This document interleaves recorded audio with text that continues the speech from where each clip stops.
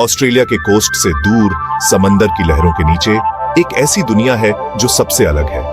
रंगों से भरी दुनिया जहां जिंदगी हर जगह है। यह है ग्रेट बैरियर रीफ, धरती पर सबसे बड़ा कोरल रीफ सिस्टम। स्पेस से भी दिखाई देता है। यह नेचर की पावर और बायोडायवर्सिटी का प्रतीक है। सोचो, आप क्रिस्टल क्लियर पानी में डाइव मार रहे हो।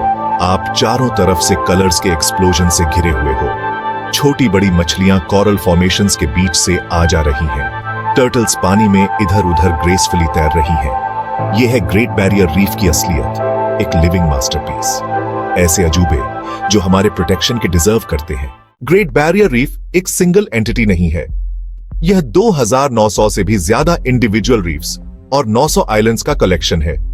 ये स्ट्रक्चर्स कोरल पॉलिप्स नामक छोटे छोटे जानवरों द्वारा बनाए गए हैं। वे कैल्शियम कार्बोनेट सीक्रेट करते हैं, जिससे हार्ड स्केलेटन्स बनते हैं। हजारों सालों में ये स्केलेटन्स बढ़ते हैं और जमा होते रहते हैं। ग्रेट बैरियर रीफ का फॉर्मेशन एक स्लो एंड स्टेडी प्रोसेस है। सदियों से सी लेवल्स ऊपर नीचे होते रहे, कोरल्स बढ़ते और मरते रहे। यह स्लो ग्रोथ रीफ को चेंज के प्रति खास तौर पर वल्नरेबल बनाता है।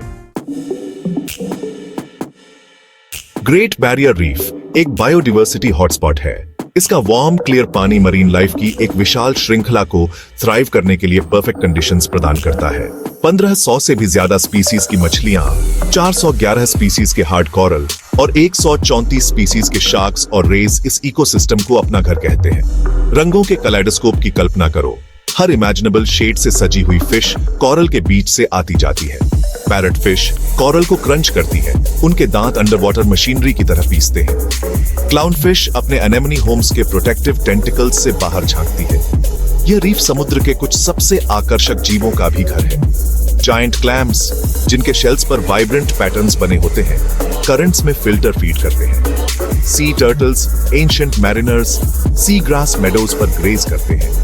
हम्पबैक वेल्स यहां ब्रीड करने के लिए माइग्रेट करते हैं। उनके हॉन्टिंग सॉन्ग्स पानी में गूंजते हैं।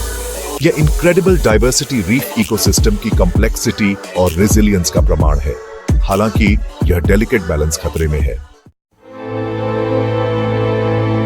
Section 4, the reef in peril, threats to an ecosystem.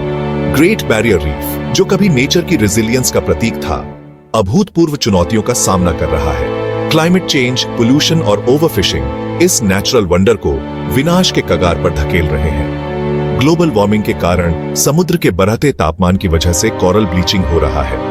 गर्मी से परेशान होकर कोरल्स उस एल्गे को बाहर निकाल देते हैं जो उन्हें उनके वाइब्रेंट कलर्स देते हैं, जिससे वे व्हाइट हो जाते हैं। जबकि ब्लीच्ड कोरल्स रिकवर कर सकते हैं, लेकिन लंबे समय तक ब्लीचिंग इवेंट्स जानलेवा हो सकते हैं।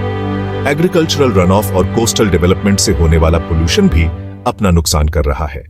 पानी में ज्यादा न्यूट्रिएंट्स होने से अल्गल ब्लूम्स बढ़ते हैं, जो कोरल्स को नुकसान पहुंचा सकते हैं और सनलाइट को ब्लॉक कर सकते हैं। प्लास्टिक पोल्यूशन मरीन लाइफ को उलझा देता है और रीफ के डेलिकेट इकोसिस्टम को डिग्रेड करता है। ओवरफिशिंग रीफ के फूड वेब के डेलिकेट बैलेंस को बिगाड़ देता है। शार्क्स और ग्रुपर्स जैसी की स्पीसीज को हटाने से पूरे इकोसिस्टम पर कैस्केडिंग इफेक्ट्स पड़ सकते हैं।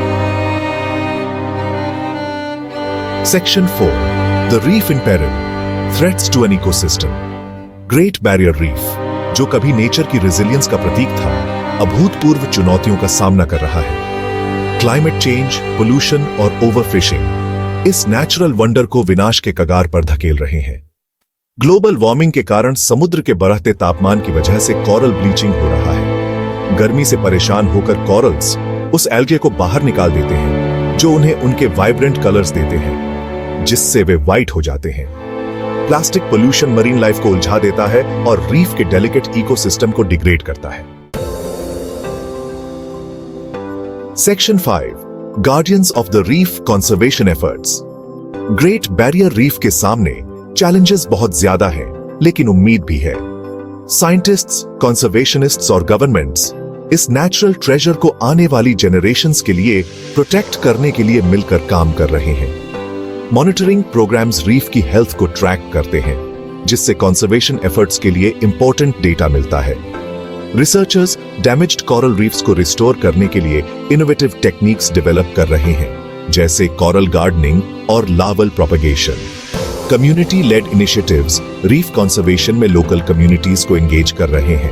प्लास्टिक यूज को कम करने से लेकर सस्टेनेबल फिशिंग प्रैक्टिसेस को बढ़ावा देने तक हर एक्शन मायने रखता है। गवर्नमेंट्स पोल्यूशन को कम करने और क्लाइमेट चेंज के इंपैक्ट्स को कम करने के लिए पॉलिसीज इंप्लीमेंट कर रहे हैं। ग्रेट बैरियर रीफ को प्रोटेक्ट करने के लिए ग्लोबल एफर्ट की जरूरत है। अपने कार्बन फुटप्रिंट को कम करके, सस्टेनेबल प्रैक्टिसेस को सपोर्ट करके और चेंज के लिए आवाज उठाकर हम सभी इसके सर्वाइवल को सुनिश्चित करने में अपनी भूमिका निभा सकते हैं।